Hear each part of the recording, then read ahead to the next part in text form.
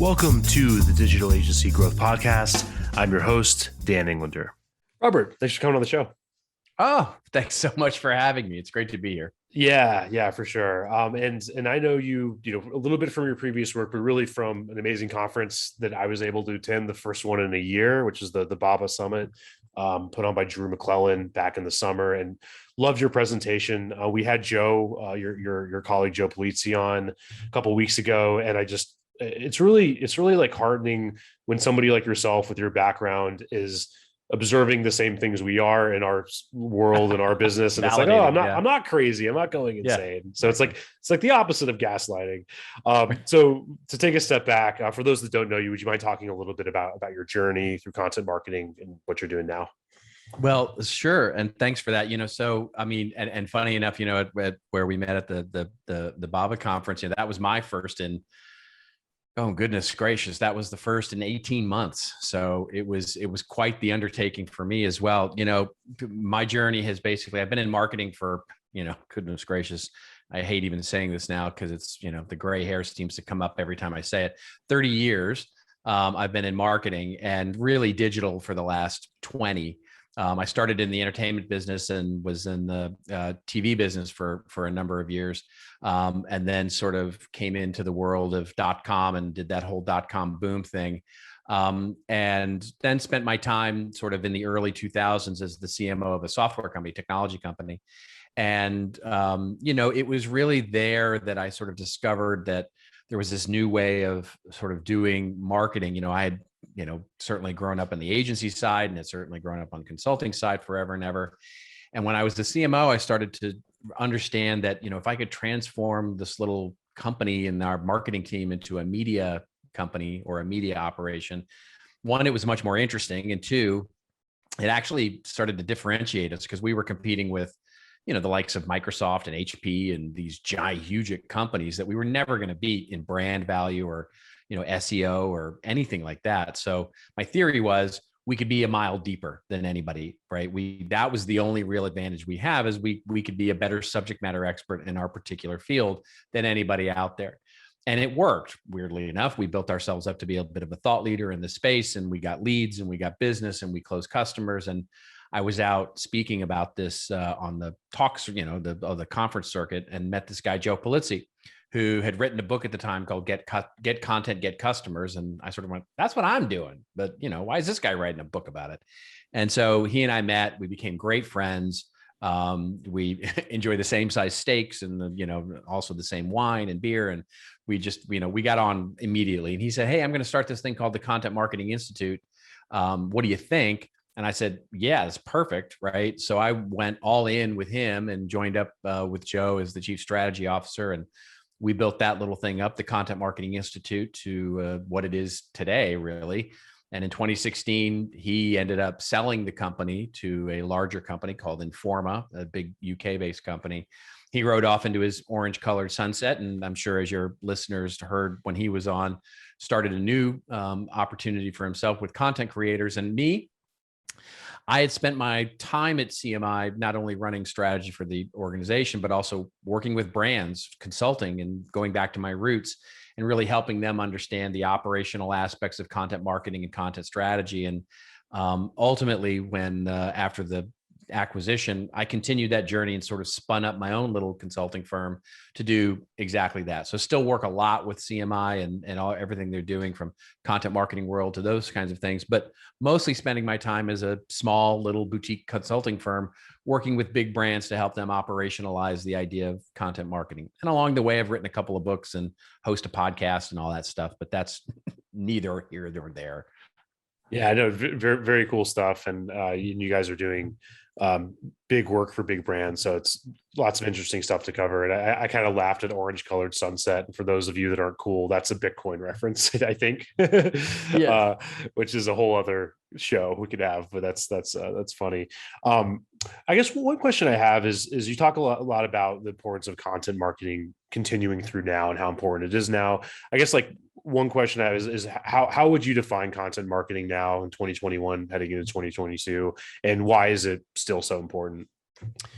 Well, so I'll answer that question in two ways, which is the first is We have definitions, right? We have definitions of content marketing that are well worn at this point around, the creation, the distribution, and ultimately curation of valuable content to an audience in order to affect a positive business performance or a positive business result. And that works. It's fine. It's a fine enough definition, but really all it is how do we create the content ecosystem, usually in an owned media strategy, that delivers value like our products and services do to an audience in order to make them feel better about doing business with us, staying with us, learning about us, engaging with our brand. And so it's how do we deliver valuable content separate from our classic products and services that is valuable in and of itself, so that people, quite frankly, want to have a relationship with us or want to continue a relationship with us. And so in 2021, it could not be more important, because in the world where we have to compete in an ever noisy marketplace, where social media organic reach is at an all-time low, where trying to get anything out there in the world is hard and difficult and noisy and challenging, figuring out a way to create a stronger magnet to our spheres of influence, or a magnet to our, ecosystem of what it is we do, is ever more important.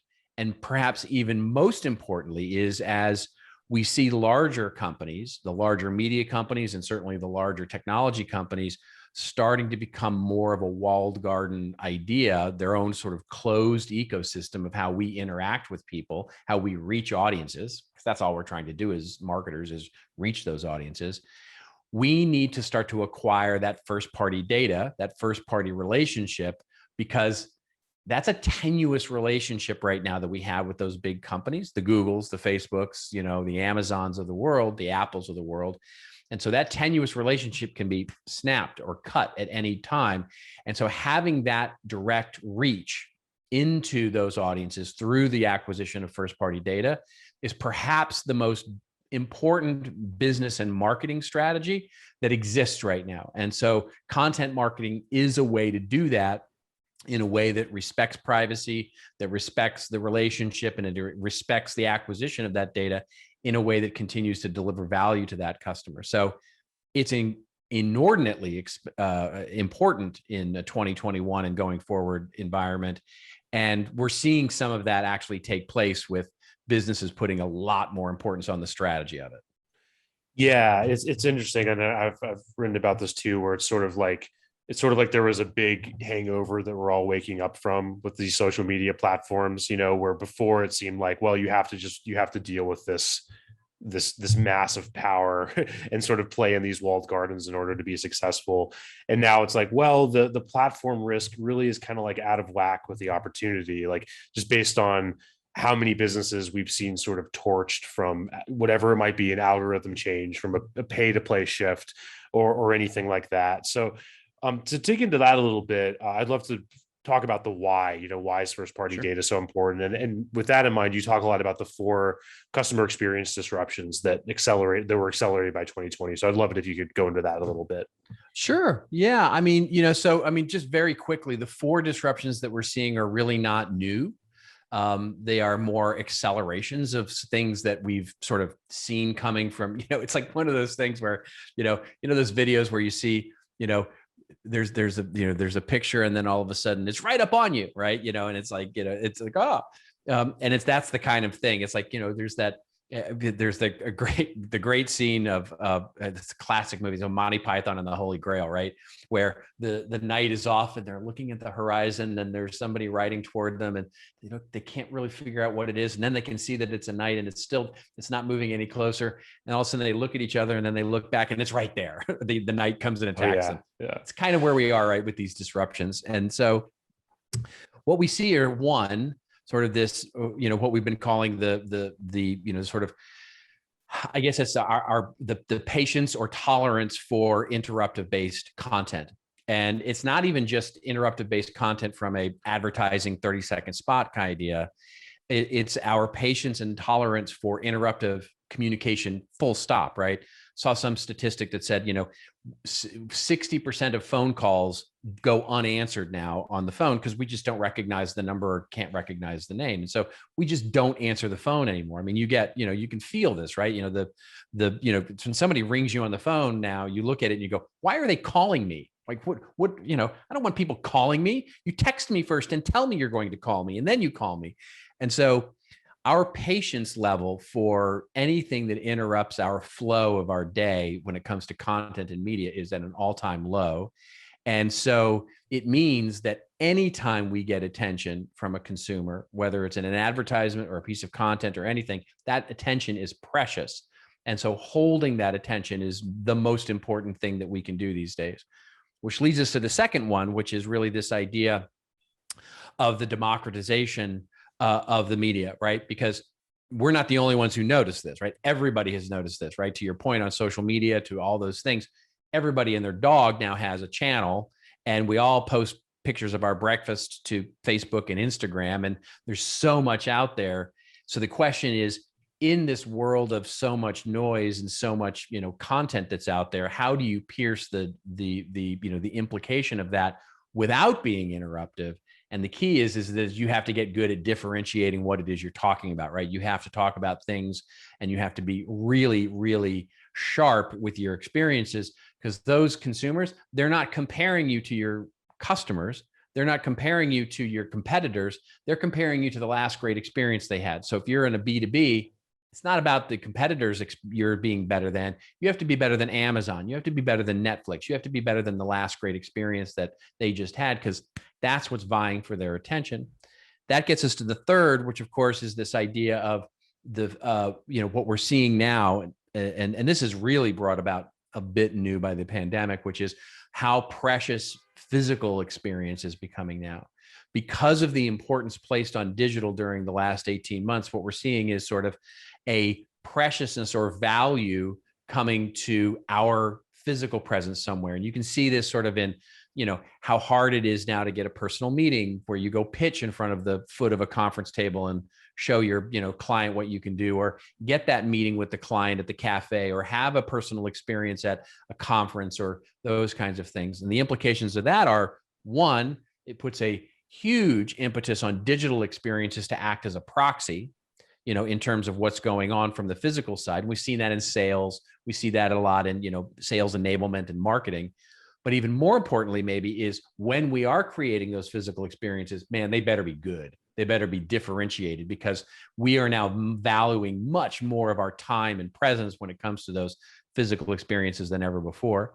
And then last but not least, and this sort of is the, I guess, umbrella over all of it, which is the decrease of trust and truth, and sort of our, skepticism, cynicism in some cases, of where we see trust and truth becoming much more harder to find, much more difficult, and quite frankly, much more differentiating. So our trust in mainstream media, in government institutions, in business, and each other, all-time lows, of course, and Edelman's trust barometer shows us this. But what that does is that it provides us with an opportunity as businesses, as marketers, to become the trusted source of interesting things. Is an opportunity. I have a whole other presentation where I talk about why it's a responsibility, but just to not belabor that too much, the opportunity for us as marketers is to differentiate by becoming trusted, by becoming a trusted source of whatever we want to actually create and an experience for with our customers. So those four disruptions sort of, really point toward the idea of how do we create ecosystems of thought leadership, inspiration, trusted news, trusted ideas, trusted content that's different to our consumers, to really act in sort of a proxy to physical experience and create an audience that wants to do business with us. Yeah, there's so many jumping off points there, and so much that I want to get into. Yeah. I think that to start with, what I think was your second point, which is the idea of a lot of these institutions kind of like melding and transforming and changing to based on competition for attention, or competition for, or just the ability to offer more or different or additional value based on different categories. And you bring up some really interesting examples. And if you can remember those, I'd love if you could get into a few of those of how these businesses are kind of melding together nowadays. Well, yeah, I mean, because, so when you think about it, sort of the punchline, to sort of spoil the punchline, is that we're all becoming audience businesses, right? This doesn't matter what business you're in. We're all sort of beginning to transform into audience businesses, right? So you see, for example, publishing companies, right? Publishing companies, classic New York Times, classic, B2B publishing companies, all of them becoming much more integrated into the levels of services that they're providing. So T Brand Studios at New York Times, they're a full service agency now. So they're competing with the Madison Avenue agencies right now in terms of the types of services that you can get. Most all of the publishing companies that I see are now offering similar kinds of things, whether it's custom content, whether it's SEO, whether it's classic branding, creative. They're starting to launch up agency services now. At the same time, you've got product companies, product and services companies, just to our point, launching their own levels of publishing companies, right? So they're launching and acquiring businesses that are classically in the publishing arena for this content marketing effort. And then at the same size, we see, of course, the classic, which has been around for a long time, which are the media companies starting to launch product and services. So you see everything from a publishing company now offering, keychains and sweatshirts and hoodies and baseball caps with their show logos on it. But they're also getting into the fashion business. They're getting into services. They're getting into other types of, even manufacturing their own products so that they can actually keep, a great example of this is BuzzFeed, right? So BuzzFeed is actually now has launched their Tasty brand of cookware. So they're selling everything from, slow cook pots to, cookware to cooking books to all those kinds of things. And by the way, marketing them all within their own ecosystem so that they're actually creating a closed e-commerce, platform where they sell differentiating cookware products to their audiences and have built a $400 million line of business with that. And so you start to see how all these businesses are starting to merge together to become platforms with multiple lines of revenue and services to really drive basically engagement of what audiences to buy more stuff, right? To become the source, because all of that has been basically democratized, right? It's not only media that's been democratized, but manufacturing and marketing and advertising and services and all those things have now become so much easier. It's not really easy for any kind of business to launch any kind of business. And so if I can see a cost efficiency there, or if I can see a revenue opportunity there, if I'm an agency, I might want to start a software business. If I'm a software business, I might want to start an agency.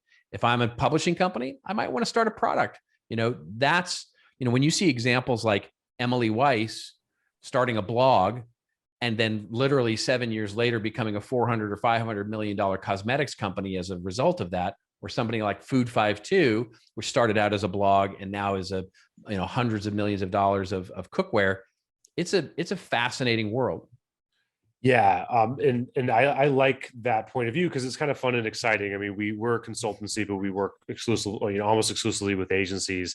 And I like that point of view. On the contrary, I've heard challenges to it from the sort of like, more serious, like less, people that are like, you can't just build this software business as an agency. It's really hard. And, it's a completely different business and so on and so forth. But when I talked to yourself, I talked to Joe, there's obviously so much more promise to, building a product business or building a software publishing business, whatever it might be. So I guess my question is like, how much do you think of the agency model as almost like a bootloader for something like that, for something that's bigger and more profitable maybe? Yeah. Well, nobody said it was going to be easy, right? In other words, each one of those organizations and types of organizations, by the way, it's content marketing and building a little media company inside of a product company is also just as hard and just as fraught for failure. And media companies building product services is just as fraught for failure. It's all about taking it seriously, investing in it seriously, and those kinds of things, So especially with agencies, and I come from this, so I can say this because it comes from love and it comes from a place of my own growing up in various, ad agencies and consulting firms. we always think of ourselves as the smartest guys on the planet, right? We always think, we're just, we're so amazing. We don't need help. We don't need to hire anybody that's going to help us do this. We can figure this out. We figure it out for our clients. How come we can't figure it out for ourselves?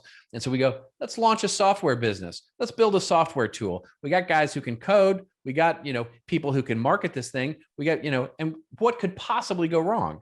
And the problem is that everything could go wrong because you're not good at it. You haven't basically acquired or earned the skill to be able to do that. And so I think agencies, to your point, can be a huge inspiration or bootloader, if you will, to launching new products and new services, new lines of business, but only if they take it as seriously as they would. This is not something that can be done off in the corner with a little tiger team and just sort of say, hey, on Fridays, you'll work on this thing. Nope, that doesn't work. It will not work. It will not scale. But it's the way we do it, right? It's like when you're not billable, you'll work on the product, right?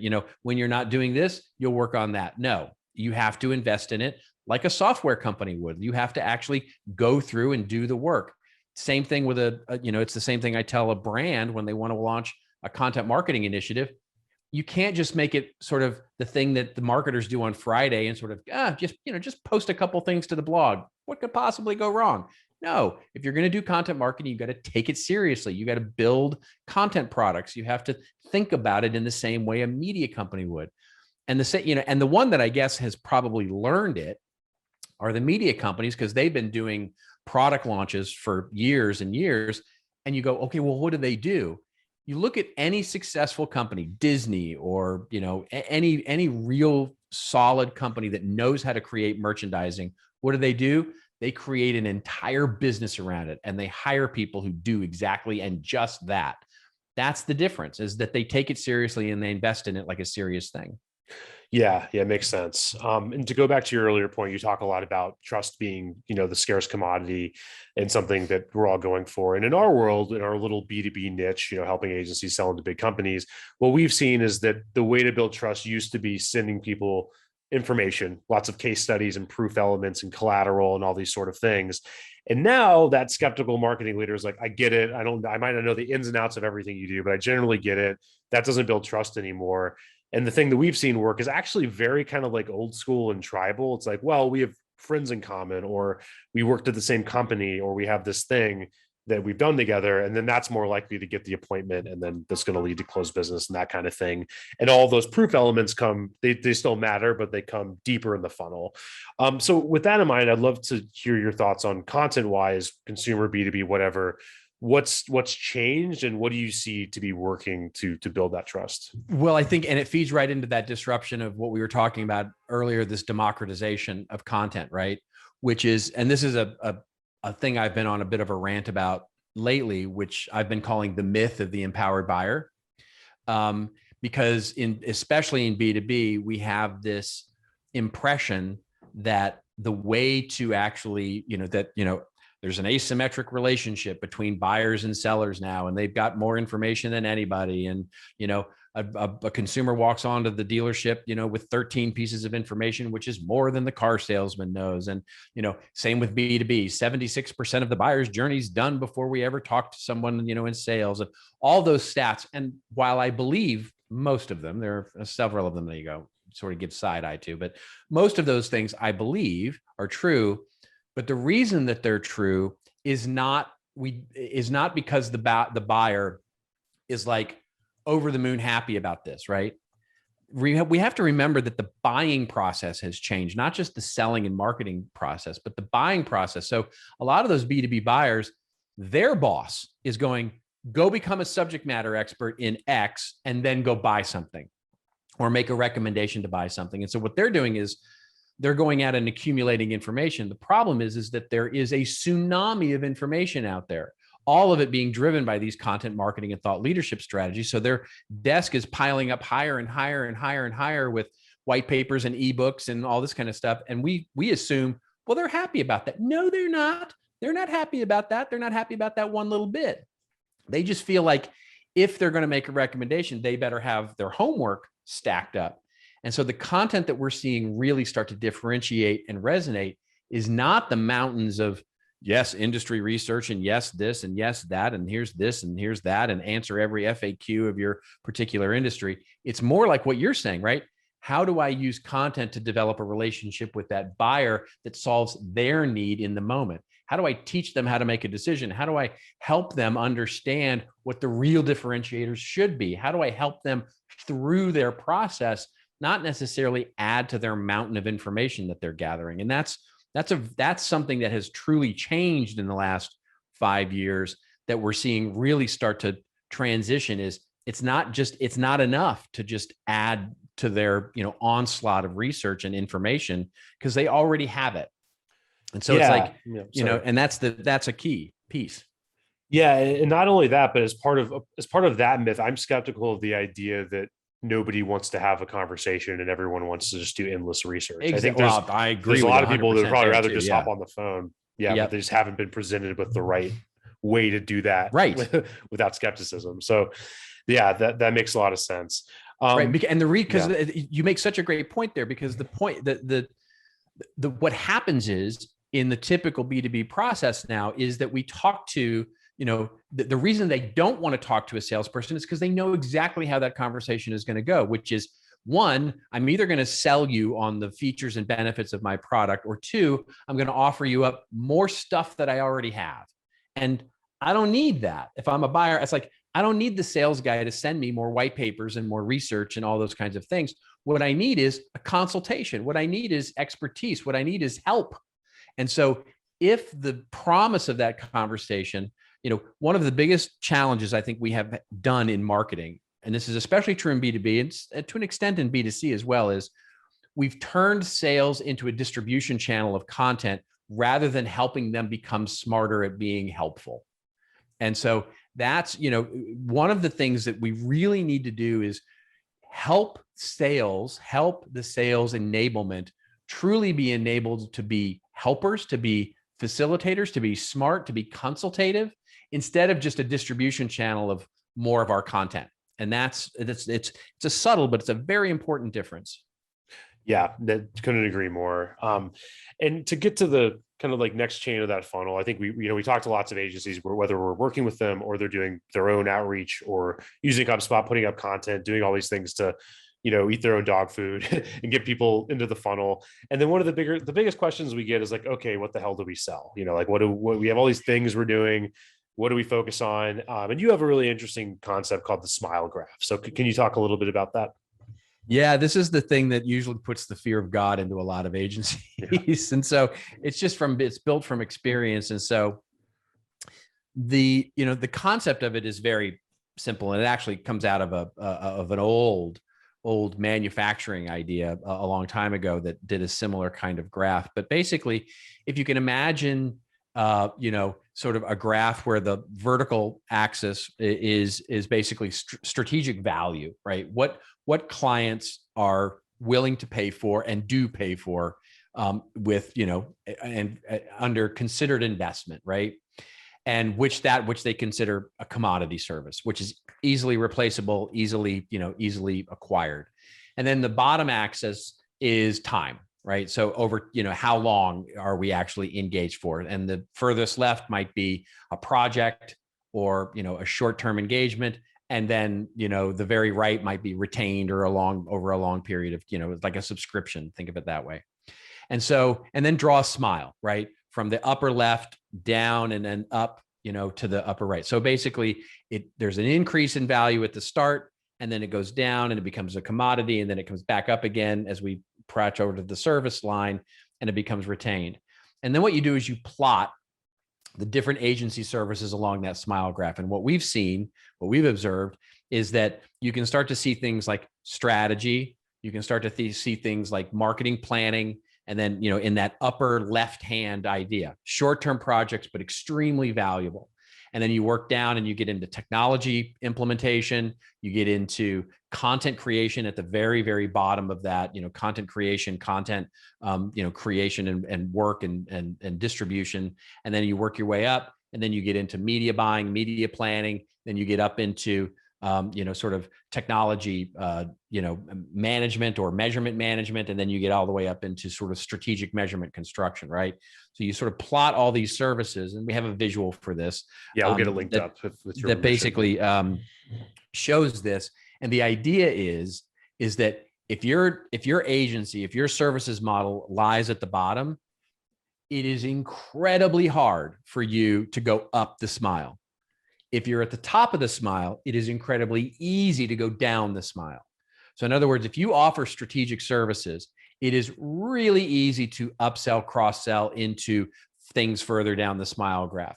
And you always want to be at the upper corners of the smile, either on strategy or measurement or both, and work your way down the smile. Because if you're at that bottom, if all your agency does is create SEO and content, you will always be a commodity service. You will always be. And trying to go, hey, but we have some strategic services to sell you, that client is always going to believe in you as the bottom of the smile.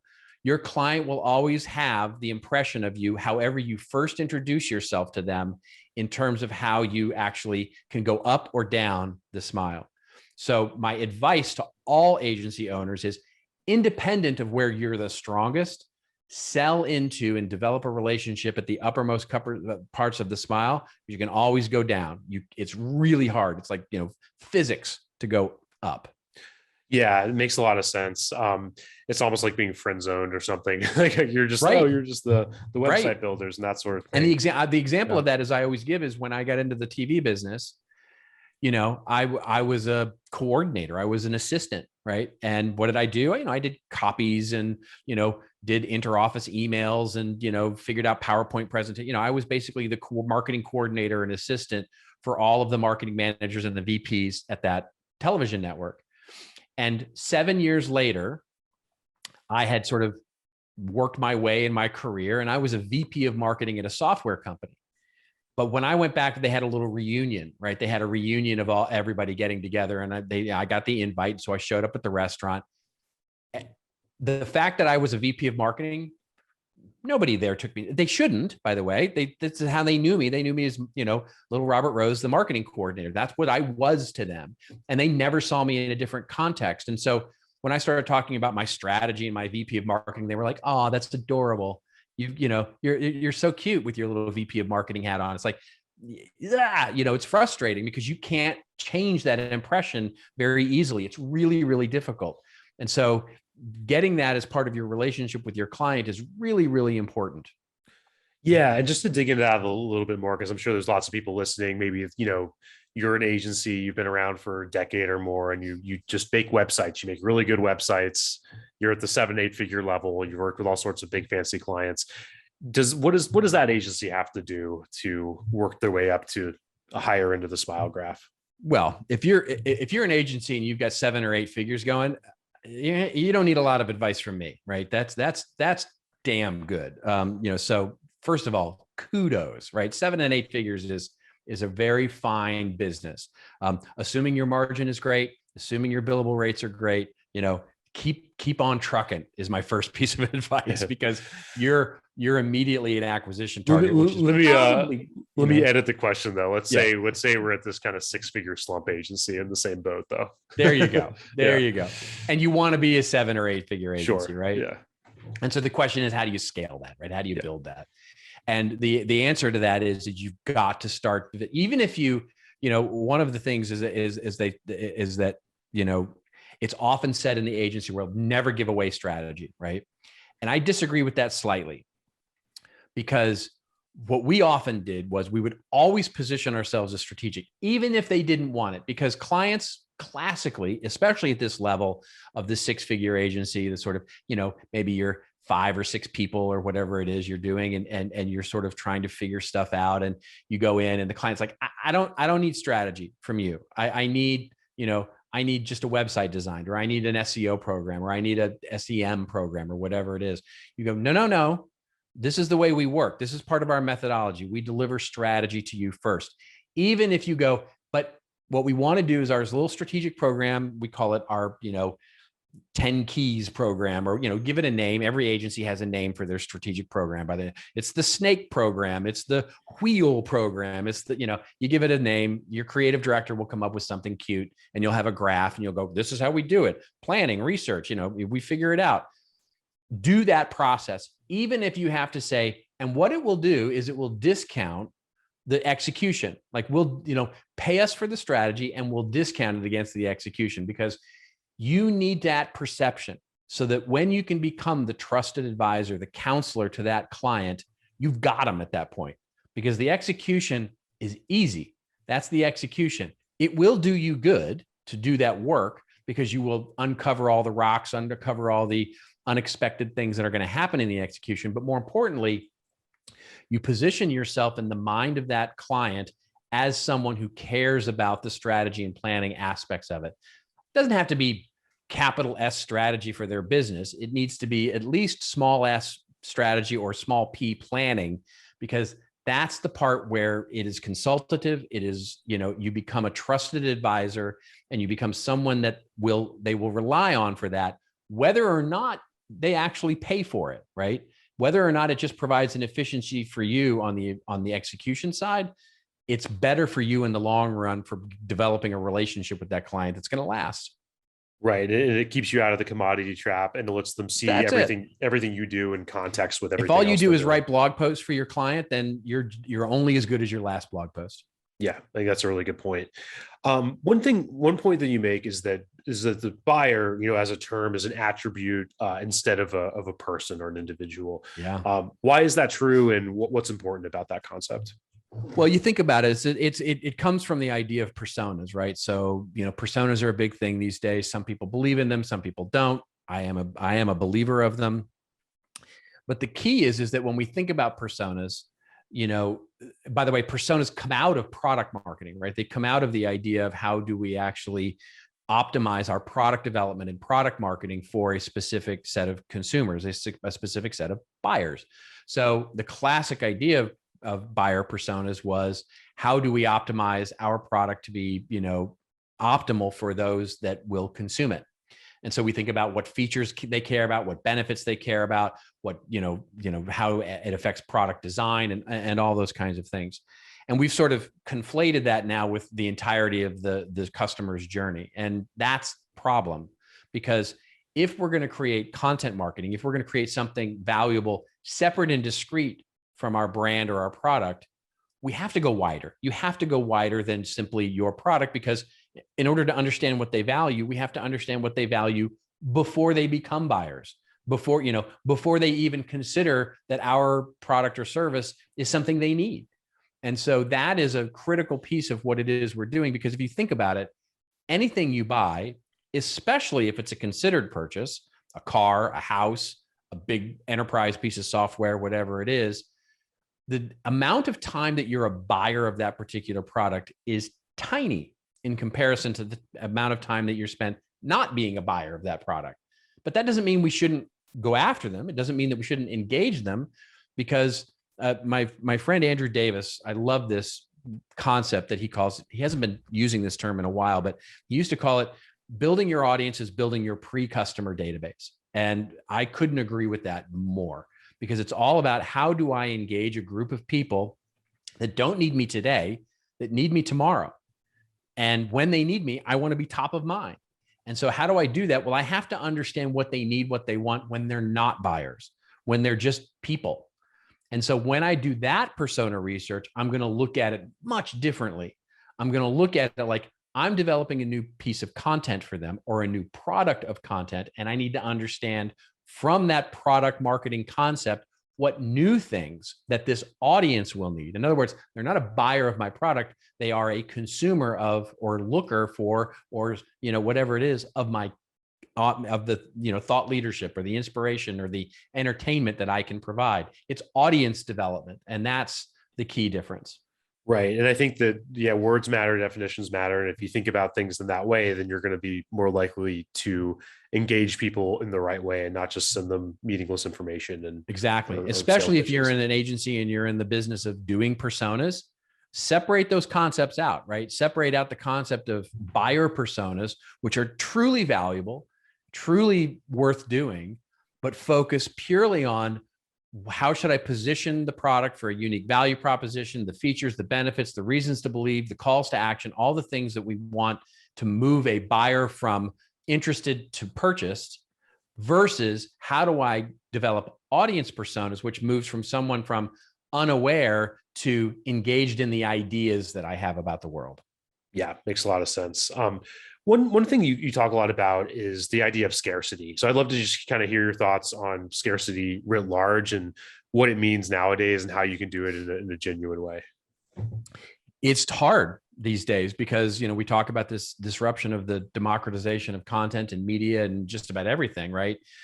And that holds true, again, not just for media, advertising, and marketing, but pretty much everything, right? I saw a statistic, I think it was about a year ago, that said 90% of the costs of manufacturing have now been pulled out of that process. If you or me want to make a t-shirt or a keychain or, really anything, that cost is relatively low these days, right? So it's, it's easy to get into different lines of businesses. And that's true for us as we market products and services, but it's also true for content and marketing as well. So the entire concept of marketing and sales is built on scarcity, right? Supply and demand. And so as we start thinking about how do we make our content and digital content more scarce, like how do we actually create scarcity in, our ideas when so many people out there? Well, one, we have to come up with interesting ideas, right? Interesting ideas that no one else has thought about, right? Like in the concept of thought leadership, I often say, no, it's thought leadership. By default, there shouldn't be a lot out there on what you're talking about. You're leading the thought. Yeah. And so it's not about SEO. It's not about, the answering the 1,400 questions that come up in most popular questions in Google. It's the opposite of that. It's actually, what questions are they not asking that they need to know? That's thought leadership. That's also creating scarcity. The other thing is actually, how do they actually access it? One of my favorite examples of this of late is this idea of this was a small organization, a financial services company that is they're a small consulting firm. And they basically looked at their audience, which are wealth advisors, right? So these big, heavy duty wealth advisors that, deal in the tens of millions, hundreds of millions, billions of dollars sometimes, and said, what can we deliver to them that they just don't get? And it's not more economic information. It's not more buy low and sell high. It's not more, how to optimize your portfolio. They can get that anywhere. That's not scarce. What they discovered was, by knowing their audience, that these are people that are so busy staring into Bloomberg terminals, looking into their phones, looking at data. They don't know what's popular, what's on Netflix right now, what books should they be reading, what plays should they be seeing. They were basically had really limited exposure to all of that just because they don't have time. And so because they had a direct relationship with this audience, their clients, they could say, we're going to start a book club. And this book club is basically going to be all about what books you should be reading. And by the way, here's a free copy of the book, right? Because it's so easy and so cheap to just send a copy of the book to their clients and then basically have a little discussion about it. And it was hugely popular because here was something that they weren't getting from Schwab or BlackRock or Prudential or any of the other huge brokerage firms out there. This was something we know what you need because we know you, because we're who you trust for advice on buying low and selling high and all that stuff. But we're delivering something to you that's not available out there. Here's your trusted consultant delivering you something that you didn't even know you needed and isn't available from anybody else out there. That's differentiating on something that you can deliver that nobody else can, and you create that level of scarcity. And now it's their number two reason for client loyalty, this stupid little book club that they created, because their number one, by the way, is the advice that they give, which is thank goodness, but number two is this little book club that they created because they're not getting it from anywhere else. That's differentiation, and that's creating scarcity. Yeah, those are really cool examples. I love just the simple fact that thought leadership involves bravery, because you have to actually create a new thought. And Yep. you know, really think about that, because people sometimes you hear thought leadership talked about synonymously with just content creation, which it's not. Right. And then that's really cool. And I almost think of that as like, you know, a center field idea, where it's like you don't want to be left field. You don't want to like say that, hey, let's all go to an amusement park, but it's just a little center of left, right? Yep. It's pretty compelling. So Robert, kind of getting towards the end of our time, I'd love to hear, like, you know, heading into 2022, what are you excited about?